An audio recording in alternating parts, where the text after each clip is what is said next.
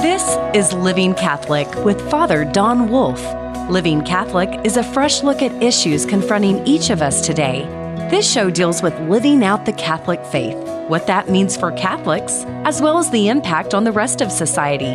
You certainly don't have to be Catholic to enjoy this show. And now, your host, Father Don Wolf. Welcome, Oklahoma, to Living Catholic. I'm Father Don Wolf, pastor of Sacred Heart Parish and rector of the Shrine of Blessed Stanley Rother. This coming Friday will commemorate the 42nd anniversary of the martyrdom of Blessed Stanley Rother. It was in the early morning hours of the 28th of July, 1981, that Blessed Stanley was killed in his rectory in the parish of Santiago Atitlan in the highlands of Guatemala. His martyrdom capped off his 13 years of priestly service to the people of the parish there, and his example of selfless service has proved to be an inspiration to us all. There are a number of activities that are taking place as part of this week of commemoration and celebration, activities we want everyone to note and to be a part of. And the first is all the more important because it's the normal and the expected. All during the week of July 24th to July 28th, there will be Mass at the Shrine at 12:15, our regular Mass time. Everybody's invited to come and enjoy the fruit of this celebration as we focus on the sacrifice and holiness of Blessed Stanley during all this week. Mass is offered every day, and usually we have a nice crowd. This week especially, we will continue to focus on the blessing of the life of Father Stan Rother and his gift to the Church and to the people of Guatemala. Of course, Mass is followed by exposition. This continues until the Divine Mercy Chaplet at 3 o'clock, and then is followed by benediction. These devotions are especially poignant given that we are commemorating Father Rother's priestly commitment and sacrificial ministry. Spending time meditating on his life of virtue and sacrifice is a blessing all its own. On Tuesday night, the 25th of July, there will be an evening prayer at the shrine in Spanish. The celebrant and homilist will be Father Cristobal de Loera, pastor of Woodward. He has a special devotion to the life and example of Blessed Stanley and attributes his vocational call to the example of Father Stan. Everybody is invited to be a part of this prayer. No Spanish language test required to attend and to participate. It'll be at 7 p.m. On the following evening, Wednesday, July the 26th, there'll be evening prayer in English. It'll also begin at 7 o'clock. Everybody's invited. On Friday, the 28th of July, there'll be regular Mass at 12:15 in the chapel, and at 7 p.m., there'll be Mass celebrated in the church. The Mass will be bilingual, English and Spanish. Everybody's invited to come and celebrate the remarkable life and martyrdom of Blessed Stanley Rother and celebrate the first anniversary of his feast day in the Shrine Church. We'll offer Mass for the intention of priests everywhere, as well as for a continual increase in vocations to the priesthood and religious life. Finally, on Saturday morning, we'll have a celebration for the whole family. Everybody's invited to come and bring a picnic. We'll begin at 9 a.m., have games in a bouncy house for the kids. Everybody's invited to enjoy the cool air, a chance to be outside for a while, the opportunity to make it to our Tepeyac Hill. We'll pray the rosary there, as well as invite all of the kids to enjoy themselves, both in their play and their prayers. Our time together will go until 12:30. At 12:15, we'll have our regular daily Mass in the chapel. Of course, the church, the chapel, the museum, and the gift shop will all be open during these times. As we come to the anniversary, it's important for all of us to focus on the aspects of Blessed Stanley's life we might not take time to notice. Certainly, we want everyone to be aware of the extraordinary nature of his life and witness, which is why we have a shrine dedicated to his life and work and his martyrdom. In the museum at the shrine, there's a catalog of the notable elements of his life and raising that made him a role model for every person who desires to follow Christ and to be a witness to the goodness of the Lord. And in Maria Scaperlanda's book, The Shepherd Who Did Not Run, we're able to get a sense of the details of his life, especially of the time he spent in Guatemala, leading up to his last years in the parish there and his eventual martyrdom. But there are a few details we might not take in, details that would be fruitful for us to pay attention to as we contemplate what his example might mean for us in our lives of service to the Lord. After all, we're all called to be disciples, to orient our lives to serve the Lord of life. Looking at what one person did in his life is an open invitation to look at what we're doing in our lives and see if there might be an element or an aspect we haven't considered or thought about before. That's what the life of a martyr is and why the Church sets their example aside and honors it so thoroughly. so that it becomes an example to all of us of what God invites each of us to do and what such an investigation might look like for us.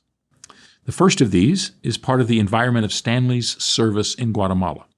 With all the talk of what went on there and the drama of Stan's sacrifice, we tend to gloss over this amazing moment in the history of the Church of the United States that brought Oklahoma down to the highlands of this Central American country and placed the Oklahoma priests there who staffed the mission from 1965 to 2001. It's a story we've simply taken for granted. And it comes from the amazing history of the Catholic Church in the United States in the late 1940s to the early 1960s. This was a time in which Catholics often cite as the old church when they talk about the changes brought about by Vatican II and what they remember from when the church was different all those years ago. And it was an amazing place in Oklahoma, as well as in much of the country. Catholics were prospering as they never had before. The church was growing everywhere. The seminaries and convents were full, mostly, and the energy of the church was brimming over with ideas. It was, in many respects, a golden time. And everybody should celebrate that time. It was a terrific moment in the life of the church. When I was in the seminary, I used to walk down the hallway of the administration building and look at the pictures they had there of the men who had graduated and were ordained from the previous classes. In my seminary, this collection of graduating classes went back to the 1880s. Seeing their serious faces stare out from their little patch of history was always inspirational to me. It was all the more inspirational to see the very large classes that were graduated in those halcyon years of the 1950s. What may have been a class of, say, 15 students in the 1920s had become a class of 60 students in 1955, for example. Things were busting out all over then. When I used to visit in Washington, D.C., when I was the president of the National Federation of Priest Councils, our meetings were almost always in the area near the National Shrine of the Immaculate Conception. This shrine is itself just across the street from Catholic University.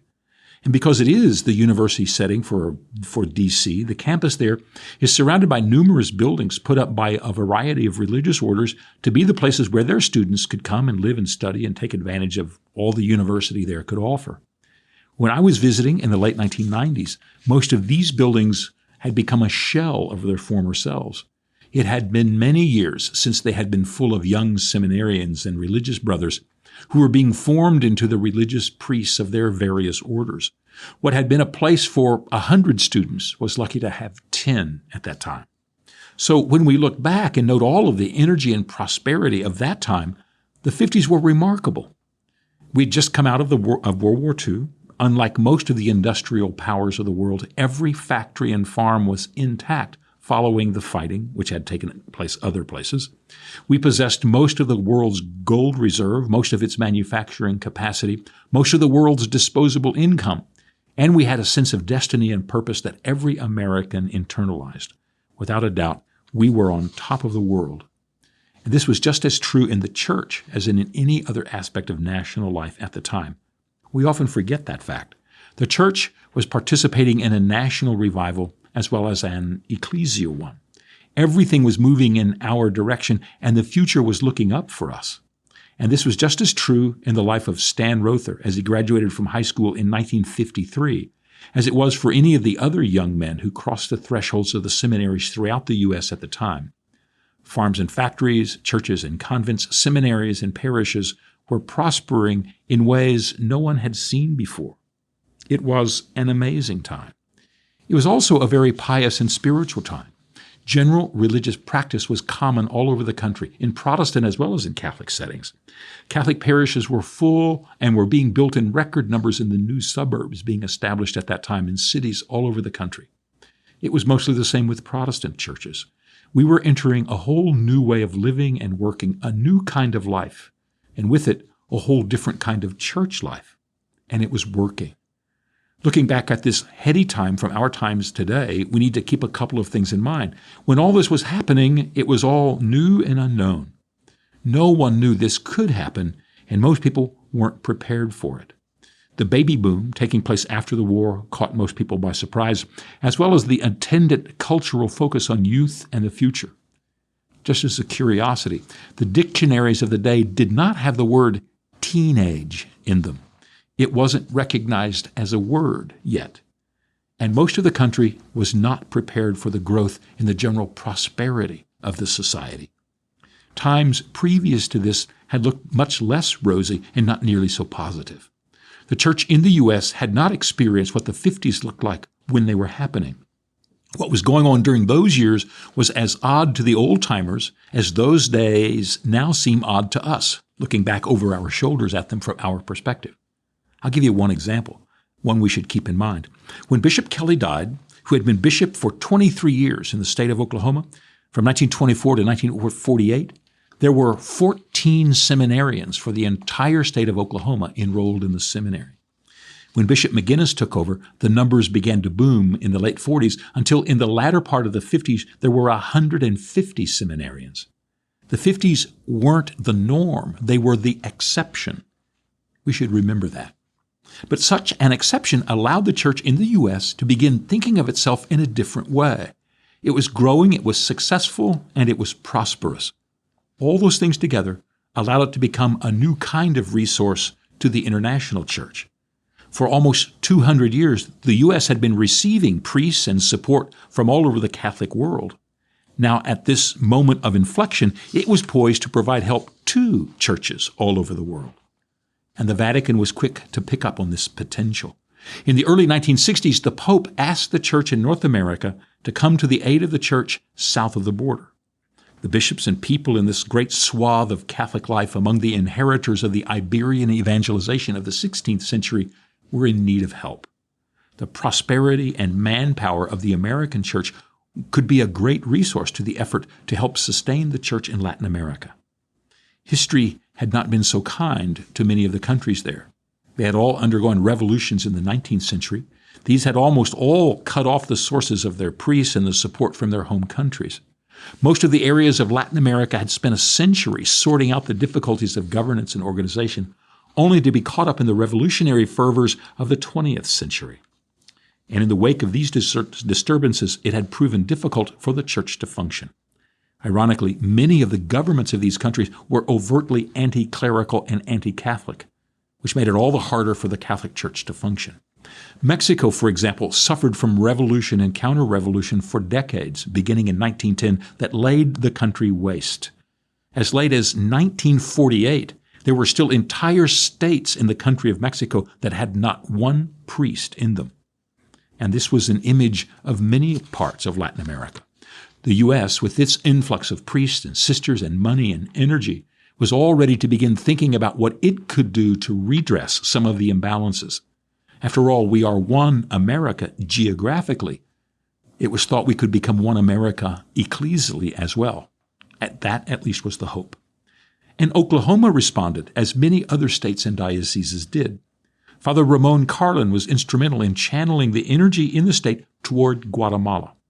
After working with the coordinators among the American bishops who were organizing to direct the energies and interests of the many dioceses in the country to Latin America, Father Carlin and Bishop Victor Reed and Father Ernest Flourished located the parish of Santiago Atitlan in Guatemala as the focus of Oklahoma's energy in this effort. Other states and other dioceses had other places and responsibilities, from Mexico to Argentina. It was a remarkable effort. Guatemala had suffered throughout its history after its revolution in 1821 and its separation from Mexico in 1823. By the middle of the 20th century, it had not yet produced a sense of national identity sufficient to supply its churches. Santiago, a village whose Catholic church had been built in 1597, had been without a resident pastor for more than 100 years when the Oklahoma contingent arrived there with all of the conviction and force that can-do Yankees could have. They arrived to take over the parish and bring it into the life and energy of the 20th century, and to begin to mold it into the careful Catholic presence that was its heritage. The Oklahoma effort was part of the gigantic national effort poured out from the U.S. during those years. It was an important part of the life of the Oklahoma church. This move to provide missionaries was a new part of the history of the church here. Previous to this date in 1965, Oklahoma was the place of mission. My first pastor, for example, when I was ordained in 1981, had come to Oklahoma because it was a place for missionaries. He wanted his priesthood to be a missionary priesthood. The wide open spaces and the tiny Catholic population and limited resources available made the church in Oklahoma a tough place for the people here. But that began to change with the rising cultural tide in the 50s, and in what seemed like a blink of an eye, Oklahoma was sending missionaries out to the world, not just receiving them. The excitement was not just because we had adopted a small place along the largest lake in Central America. It was that because of our choice to bring the gospel to the people of Santiago Atitlan, we were moved into a whole new category of church life. Blessed Stanley Rother was part of this energy. He was recruited by Father Carlin to come to Guatemala and to become a part of the mission project there. There was palpable excitement among the clergy, and Stan was being asked to become part of the team of those who were at the spear's point when it came to the incisive changes in the life of the church. While we make a great deal of the things Father Rother wasn't good at and not able to get done compared to other priests, he was caught up in one of the most important and cutting-edge activities in the history of the Church of Oklahoma when he took his place as a missionary in Guatemala.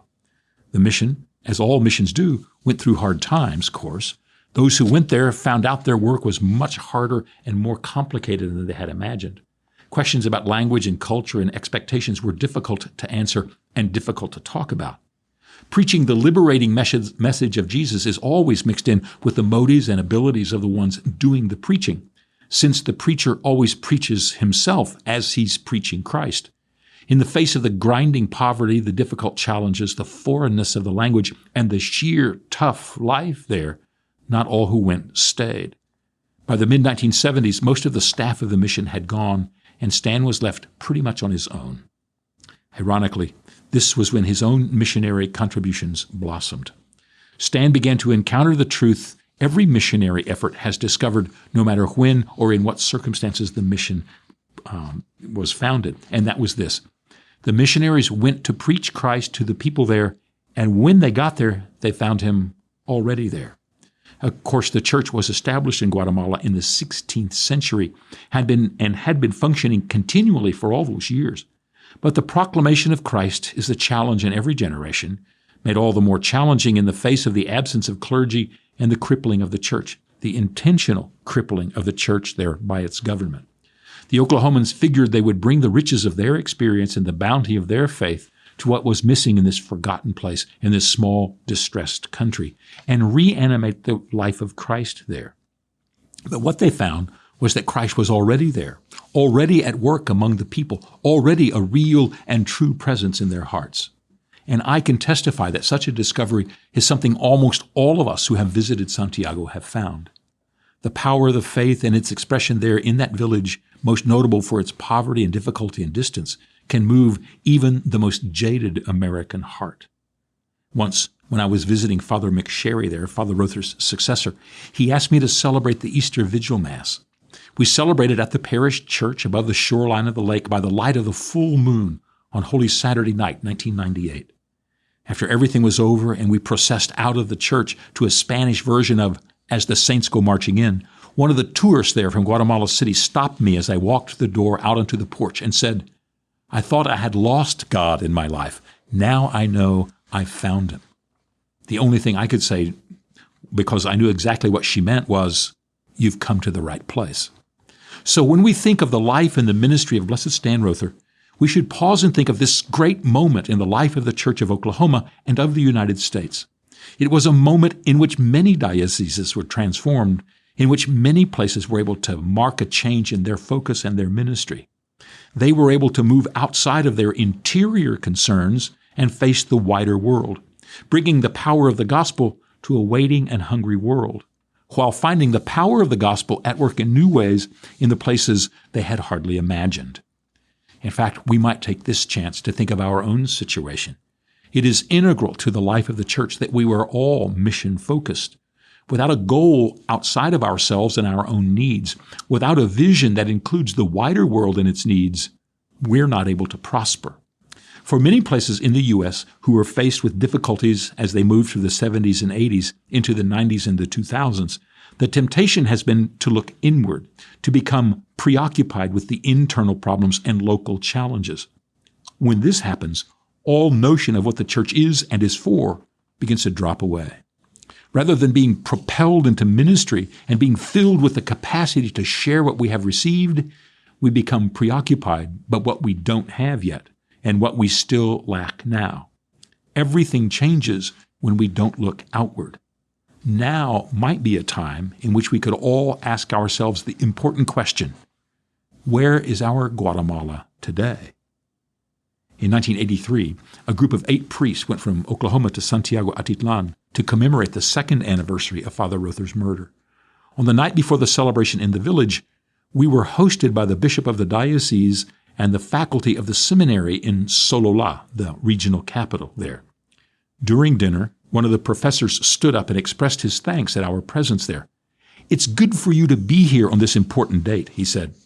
"And it's good that you've given your best to Guatemala, and we're grateful. But remember," he said, "you need Guatemala more than Guatemala needs you. You need the mission more than the mission needs you." I think he was right. So pause for a moment, look inside and think, where is our Guatemala now? Back in just a moment.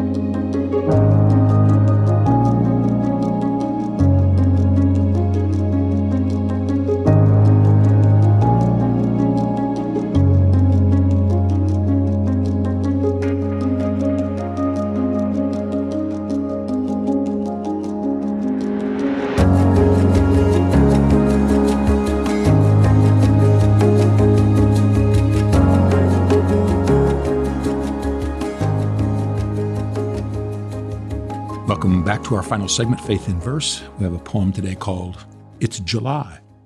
The days when hot are not defined just by the thermometer. There are the real marks of such time from the calendar. We've all known a July or two alone when it was not sizzling hot, could note a day in summer's sway, but apart from summer's lot. Or know the time when frost should rime the pool's edge white, but was really hot, nearly fraught by too much heat and light. The hand of God, in creation's job, put the seasons firm set, so there'd be no quality uncertain of what we would expect. Thus no supplicating or berating the time to produce results. Ancient man could turn to scan the heavens and thereupon consult, with no worry or fear that warm was dear and cold was everywhere, so could live free and thereby see God's goodness in the world in here. Don't worry about temps, they're but blowing tents, they move easily. Worry more about the store of meaning we choose to discount so feasibly. It's July.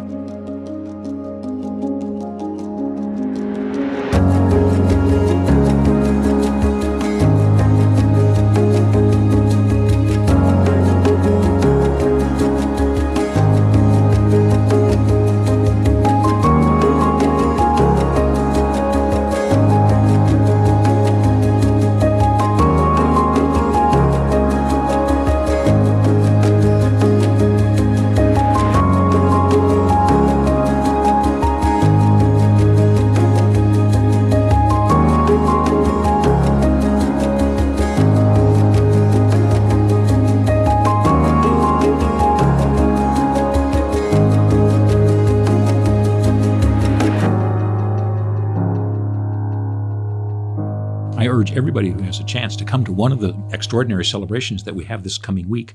Certainly the Mass that we will do on Friday night will be the opportunity to celebrate the anniversary, and I think especially important because it will be the first time we're able to do that in the Shrine Church. So that is Mass that begins at 7 o'clock. It will be bilingual, but don't worry, making it bilingual, make it accessible to everyone. So 7 o'clock this coming Friday. Hope to see you there. Living Catholic is a production of Oklahoma Catholic Radio. To learn more, visit okcr.org.